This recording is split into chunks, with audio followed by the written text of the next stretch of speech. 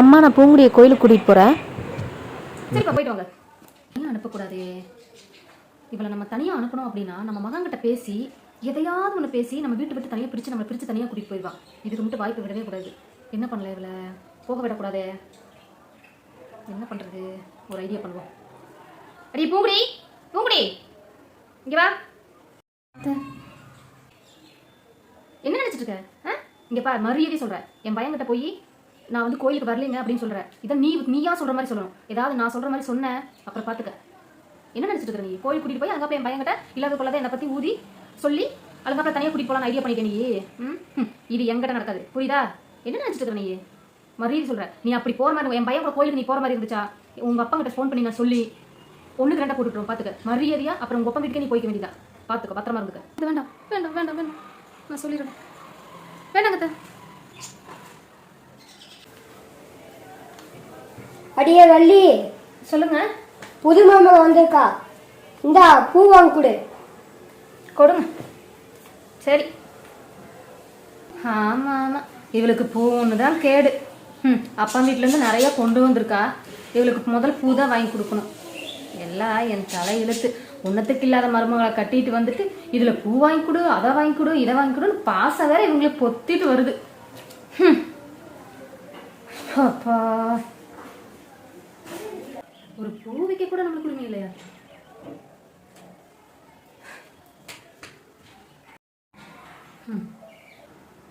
ஏய் நில்லுடி. எத்தனை ஆச்சு? மணி 5 மணி ஆச்சு. இன்னும் 3 வருஷத்துக்கு எந்திரிச்சு இன்னும் கொப்பா வீடு நினைச்சிட்டியா? போய் சீக்கிரம் குளிச்சுட்டு வா. உள்ளே பத்து கட்டி கொடுத்துருக்காங்க பாரு. உங்க ஆத்தா இதெல்லாம் சொல்லி தர மாட்டாளா உனக்கு? என்ன பொல்லை பழத்தி வச்சு என்ன நம்ம தலையில கட்டி வச்சிருக்காங்கன்னே தெரியல. காலையில நேரத்துல எந்திரிக்கிறதுல எழுந்து வந்தா குளிச்சுட்டு வரணும், காலையில குளிச்சுட்டு வந்து தான் சமைக்கணும் அப்படிங்கிற ஒரு அறிவு கிடையாது. இதெல்லாம் உங்க ஆத்தா சொல்லி கொடுக்க மாட்டாளா? உங்க அப்பா சொல்லி கொடுக்க மாட்டானா? இப்படிதான் வளர்த்திருக்காங்க லட்சணத்தை பாரு.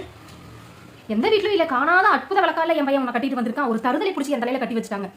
என்னத்த சொல்ல நானு? யார்கிட்ட போய் சொல்லி அழுகிறதுனே தெரியல. காலங்காத்தாலே இவன் மூஞ்சி முடிச்சுட்டுனா உனக்கு விளங்கவே விளங்காது. போய் தோலை முதல்ல குளிச்சுட்டு வா. இப்பதான் புதுசா கல்யாணம் பண்ணிருக்கேன், இதெல்லாம் சொல்லியே கொடுப்பாங்க எல்லாரும். முதல்ல போய் குளிச்சுட்டு வந்து போய் விளக்கு போடு. போய் சாமிக்கு போய் விளக்கு போட்டு தீபம் போட்டு அதுக்கப்புறம் அடுப்பு கிடப்போம். சரிங்க.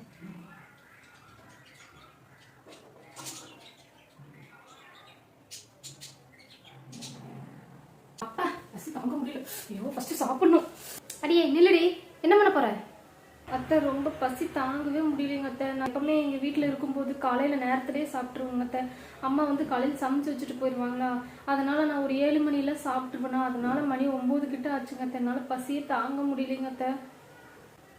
சரி சரி. ஆஹா, இன்னும் வேலைக்கு போகிற ஆம்பளைகள் இன்னும் சாப்பிடாம இருக்காங்க. உனக்கு என்னடி அதுக்குள்ள அவசரம்? ஆமாம் ஆமாம், உனக்கு மட்டும்தான் பசிக்கும், எங்களுக்குலாம் பசிக்காது பாரு. ஏன்னா நாங்கள் சாப்பிட்டதே இல்லை பாரு. நாங்களும் இன்னும் சாப்பிடாம தான் இருக்கோம். முதல்ல வட்டலை வச்சுட்டு போயிட்டு முதல்ல ஆம்பளைக்கு பரிமாறு, அதுக்கப்புறம் கொட்டிக்கும். அவங்க வேலைக்கு போறவங்க பட்னியா போவாங்க, நீ உட்காந்து சாத்துட்டீங்கன்னா சோதப்பறம் காலி பண்ணிடுவேன். உனக்கு வேணா ஒரு அண்டா சோறு. உன்னை போய் கட்டிட்டு வந்தா மாதிரி என் பையனை சொல்லணும். நீ எல்லாம் ஒரு பொண்ணா இருந்தா தெரியல. இதுவும் கூட உங்க அம்மா அப்பா சொல்லி தர மாட்டாங்க. வளர்த்தி வச்சிருக்கான் பாரு அப்ப, எப்படி வளர்த்தி வச்சிருக்கான்னு. ஒரு பிள்ளைக்கு போற இடத்துல எப்படி இருக்கணும் கூட உங்களுக்கு சொல்லி தர மாட்டாங்களா?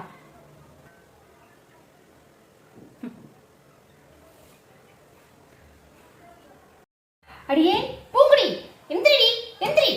பூங்குடி பூங்குடி எந்திரி. மணி 6 ஆச்சு, இன்னும் எந்திரிக்கிறாளா பாரு. இவளை கட்டிட்டு வந்ததுக்கு நான் பேசாம 4 எருமை மாட்டையாவது கட்டிட்டு வந்திருக்கலாம். அடியே அடியே, இத்தனை சத்தம் போடுறாளே, காதுல கேட்கறாளா பாரு. அடியே எருமை, மணி 6 ஆச்சுடி. எல்லாரும் போய் பாருடி. வாசல் தெளிச்சு கோலம் போட்டு இன்னும் குளிச்சு முடிச்சு வந்து சமையல்லாம் ரெடி பண்ணிட்டாங்கடி. நீ என்னடி பண்ற? அப்பவே என் மகன்கிட்ட சொன்னேன், இவ வேண்டான்னு சொன்னா கேட்டானா? இப்ப நம்ம வந்து இவ தலையில கட்டிட்டு நம்ம மல்லு கட்ட வேண்டியதா இருக்கு. நீ எல்லாம் ஒரு பொண்ணா? மணி எத்தனடி ஆச்சு? போ குளிச்சு சீக்கிரம் வா. என்ன மன்னிச்சிடுங்க, கொஞ்ச நேரம் தூங்கிட்டேன், அஸ்தியில தூங்கிட்டேன்.